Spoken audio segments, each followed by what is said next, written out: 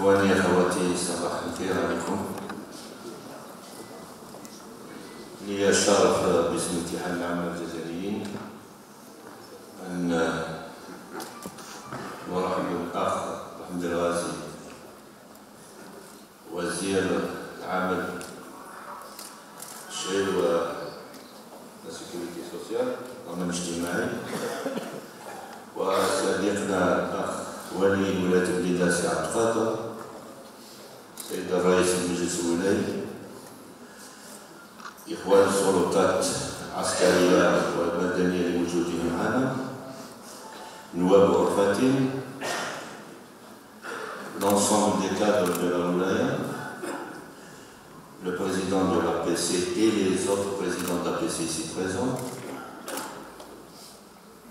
les différents directeurs d'entreprise, le secrétaire général de l'Union du Wilaya et l'honorable assistance. Et bien entendu les cadres du ministère ici parmi nous, qui sont tellement dévoyés au service de la collectivité locale et surtout qui sont d'excellents fonctionnaires de police.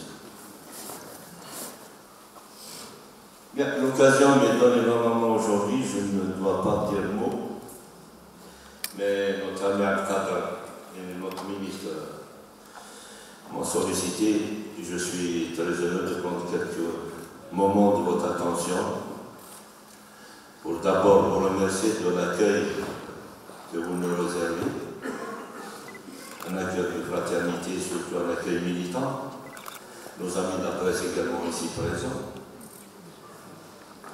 auquel j'adresse un grand salut parce qu'ils nous accompagnent énormément dans le domaine de la production nationale, j'en parlerai tout de suite. Et surtout l'occasion d'assister au salon de l'Ansège, mais je voudrais vous dire quand même que l'Ansège, à sa naissance, également la CNAC, dont le DG était présent et présent ici, c'était une inconnue quand on avait lancé l'opération. Et c'est parti, je vous retrace un peu l'histoire, c'est parti d'une appréciation syndicale de l'UGTA. Il y avait deux options.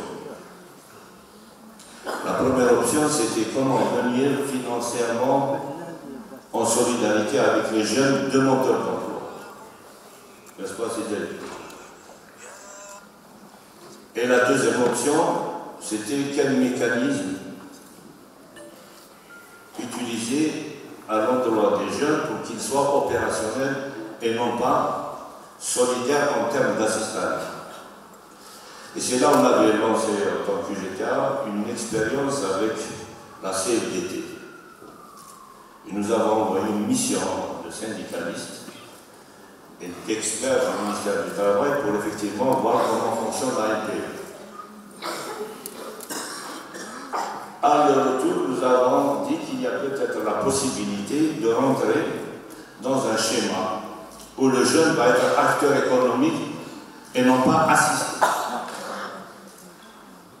Parce que l'assistanat peut durer une année, 2 ans, 3 ans, 4 ans, mais la finalité, s'il n'a pas de débouché, il se retrouverait dans les mêmes conditions, sinon pire. Et c'est là où l'UGTA avait lancé, au cours d'une tripartite, la possibilité de mettre en relief un mécanisme à l'endroit des jeunes, un mécanisme économique. Je ne vous cache pas, on a eu beaucoup de résistance. Comme on a eu la résistance pour la CNAC. La CNAC aussi, c'est le début de l'organisation. Vous voyez bien que c'était l'UGTA qui proposait qu'on crée une caisse de chômeurs. Alors normalement, c'est le gouvernement qui demande. 3 chefs du gouvernement l'ont refusé. C'est une histoire normale, il ne faut pas considérer ça que ça a un impact politique. Et le troisième a compris, donc c'était à partir de là que nous avons lancé ces deux opérations. Quelques années après, aujourd'hui, donc nous assistons également à un événement autour de l'Ansège. Moi je vous dis que l'Ansège aujourd'hui nous avons eu totalement raison, quelles que soient les appréciations qui sont portées autour de ce mécanisme important à l'endroit des jeunes, est devenu maintenant un mécanisme important dans l'économie nationale. Parce qu'il ne faut pas regarder l'enseigne en termes de solidarité avec les jeunes, il faut regarder l'enseigne en tant qu'acteur économique, au même titre que les autres acteurs traditionnels, à savoir les entreprises publiques et privées. Il vient comme troisième force économique. Est-ce que monsieur le ministre? C'est une troisième force économique. Mieux encore, l'enseigne est réellement une force économique production nationale. Si je me trompe, les jeunes sont là. Tout ce qui est produit par les entreprises de relevant de l'enseigne est un produit national. Il n'importe pas. Donc c'est un challenge qu'ils viennent de gagner en tant que troisième force économique nationale. Et c'est pour cela qu'aujourd'hui, plus que jamais, par rapport à la situation que nous connaissons au plan international et au plan national, en termes de ressources financières, en termes d'alternatives aux importations et au manque de financement, il y a une alternative qui sort, c'est l'alternative qui fait partie d'autres alternatives et qui est un noyau important, c'est l'entreprise de relevant de l'enseigne. Et c'est pour cela que maintenant, elle doit bénéficier beaucoup plus d'attention et de ressources pour pouvoir encore multiplier ou démultiplier ces entreprises qui ont l'avantage, avec également la deuxième formule de la CNAC, elles ont l'avantage, les deux mécanismes ont l'avantage de rayonner sur le territoire national. Maintenant, on trouve des micro-entreprises relevant de l'enseigne de la CNAC dans n'importe quelle wilaya du pays. Donc, ça veut dire que c'est un secteur économique qui naît, je l'appelle, de la troisième force économique nationale. Elle est présente dans les localités, dans les APC. Plus on les agrandit, plus on leur donne de la consistance, plus elles vont participer à la réalité économique nationale, donc participer à la mise en route du produit national. Et c'est pour cela que nous disons au niveau de l'organisation que plus que jamais, les jeunes doivent bénéficier de ce système. D'abord, les jeunes, ils sont innovateurs. Il suffit qu'ils ne font pas seulement du produit, ils innovent. Donc, ils rentrent dans le phénomène de la recherche. Ce qui était aussi un élément important dans leur activité. Il y a même des entreprises de relevant de l'enseigne qui exportent. Vous voyez comment le mécanisme de ces entreprises, qui sont regardées autrement, parce qu'on regarde que le circuit classique, à savoir l'économie des entreprises, des grosses entreprises, mais on ne regarde pas ces petits fleurons qui poussent comme des fleurs et qui apportent un plus. Je vous donne par exemple l'Italie, post-Deuxième Guerre mondiale. L'économie italienne s'est installée et s'est construite sur les petites et moyennes entreprises. Donc aujourd'hui, l'enseigne fait partie du tissu de la petite et moyenne entreprise. Et si on multiplie le nombre d'entreprises de l'enseigne, le nombre d'emplois qu'elles ont créés, c'est faramineux et ils ont tout le mérite et tout l'accompagnement qu'ils méritent également. Donc c'est pour ça que aller vers l'enseigne, les accompagner, ce n'est pas seulement un devoir, c'est une obligation. C'est une obligation pour nous tous, pour toute la collectivité. Il n'y a pas seulement le ministre de tutelle qui est concerné, ou les différents domaines, mais c'est l'ensemble des acteurs qui sont concernés. Leur apporter les facilitations nécessaires, les accompagner pour qu'ils apprennent le métier d'acteur économique, c'est ce qui se fait au niveau des deux institutions. Voilà un peu ce que je voulais vous dire autour de l'enseigne, malgré ce qui se dit, c'est tout à fait normal que des critiques objectives ou non objectives atterrissent, mais il faut mettre le cap. Parce qu'elle a pris aussi une dimension internationale. L'instrument, le mécanisme algérien à l'endroit des jeunes n'existe nulle part dans le monde. Les spécialistes sont là. Il n'existe nulle part, y compris dans les pays les plus avancés économiquement. Donc il va devenir maintenant un support de référence au niveau de la grande institution qui s'appelle le BIT, mais il va être également un support au niveau de l'Afrique. Donc ça va être un élément dynamisant qui va montrer que l'Algérie, effectivement, elle s'accroche à ces jeunes, elle accompagne ces jeunes, c'est pas seulement du verbe. Et c'est pour ça que je dis encore une fois de plus, nous devons accompagner cette jeunesse à travers le mécanisme de l'ancien jeu de la carte. Deuxième volet, nous aurons à visiter deux entreprises, une du secteur privé, une du secteur public. C'est une dynamique que nous avons orchestrée au niveau de l'organisation.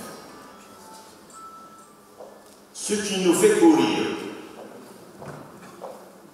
autour de cette action, c'est comment booster la production nationale, comment booster la consommation nationale. Ce n'est pas de la cachotterie. On a commencé par le Sina et Gorge Barrage. Mais je vous donne une anecdote que nous avons vue de nos propres yeux. Pour vous dire qu'au niveau du secteur économique national, il y a des gisements qui puissent nous permettre d'aller à l'alternative économique.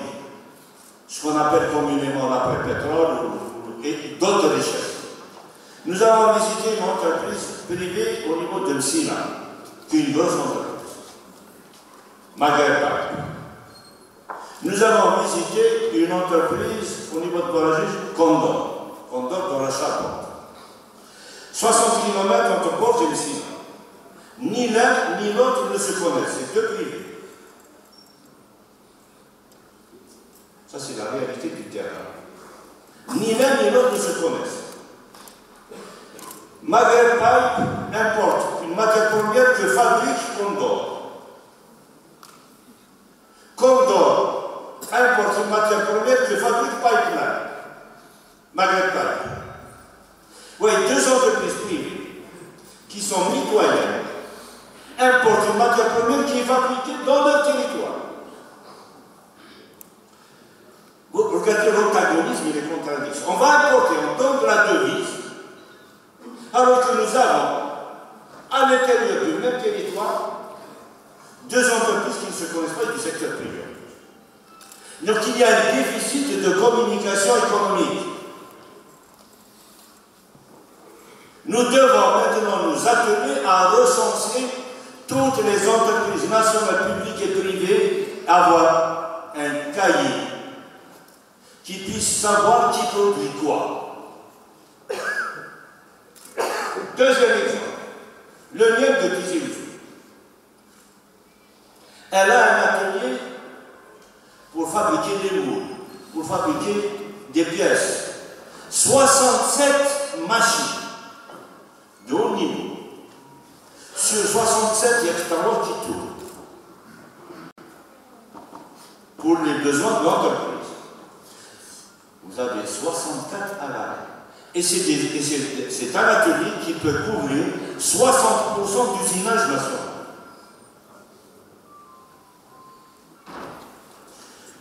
Dans la même entreprise, ils ont un atelier de plastique qui tourne à 25%, qui n'est pas capable de couvrir 45% de la demande nationale. Donc, voilà des réalités. Alors que de l'autre côté, on parle, beaucoup de gens disent, voilà la production nationale. Elle est là, la production nationale. Mais seulement nous n'avons pas créé le tissu relationnel économique. Nous n'avons pas la nomenclature. Il faut avoir la nomenclature de toute la production nationale. Et à partir de ce moment, j'aurai exactement les statistiques qui puissent me permettre d'importer quelque chose d'utile.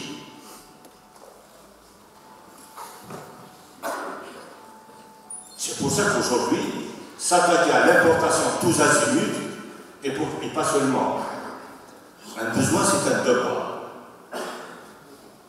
Mieux, plus on limite les importations, mieux notre économie se portera. Et surtout, dans deux compartiments aujourd'hui. L'agroalimentaire et l'électroménager, j'ajouterai le tissu et ainsi de suite. pour qu'on consacre l'enveloppe de l'importation comme matière première nécessaire pour la production nationale. Moi, j'applaudirais des 10 mains, ou là des 10 doigts, pour une importation de matières premières pour permettre à la production nationale de s'épanouir. Voilà donc la production nationale. Ce qui nous fait courir, c'est comment attirer l'attention de nous tous et de nous toutes. Même gauche, pouvoir, syndicats, patronat, nous tous, nous sommes tous concernés. Que la bataille de la production nationale, c'est la bataille de l'indépendance économique nationale. Nous allons lancer bientôt le crédit à la consommation. Il va également booster la consommation nationale. Il faut maintenant réapprendre à consommer national. Tous les pays nantis, tous les pays développés, je ne les citerai pas, vous les citez tous les jours, qu'ils soient président de la République ou ministre, ou simple syndicaliste ou simple patron, ils défendent le produit national. Alors pourquoi nous, on ne défend pas le produit national? Pourquoi on ne consomme pas national? Peut-être que certains aujourd'hui, ceux qui veulent casser ce système de production, la qualité. Mais si on ne consomme pas, il n'y a pas de qualité. Mais si elle est consommée, les consommateurs vont rapporter leur rectification et ce sera une belle baisse. Je voudrais bien, d'ici peu de temps, mat ICH, une autre marque, mais pas Boss. Mais pas Boss. Boss, il s'est fait comme ça, en engageant des consommations nationales. Et pas produisant national, consommant national. Ce n'est pas un vain mot. Comme si on veut être une puissance économique, tous les pays, l'Amérique, elle a commencé sa puissance économique en commençant par le tissu national. Si vous vous rappelez, le Far West, le développement des États-Unis, c'est le train.